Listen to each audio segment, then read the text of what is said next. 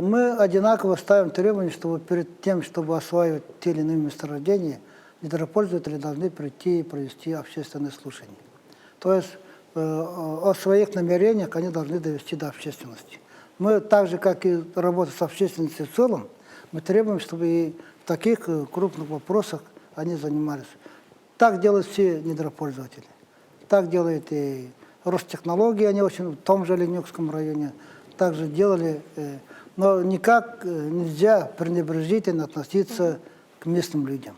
Это касается и приезжающих недропользователей, это касается и наших недропользователей. Но здесь получилось так, что у Ватани Классик, к сожалению, второй случай.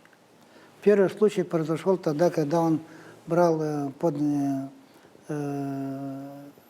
на территории Хангаласского улуса, напротив Ленинских столбов, в районе реки Синяя, он брал карьер.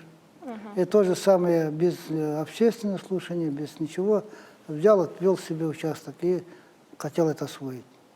Этого нельзя было допускать. Там он получил определенный отпор, и он закрыл свой карьер. То же самое произошло здесь. Он не провел подобающим образом. У него 4 месторождения там, по 4 месторождениям. И, конечно, вошел в конфликт с местным населением. Надо всегда, при всех сложностях, при всех определенных проблемах, надо к людям обратиться. Я всегда говорю, обращайтесь к людям. Народ мудрый.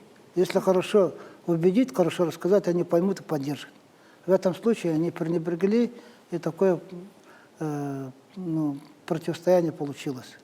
Но я не хочу, чтобы здесь на этой почве какие-то дальнейшие трения произошли. Поэтому я давал поручение правительству, чтобы отрегулировать и поговорить на эту тему.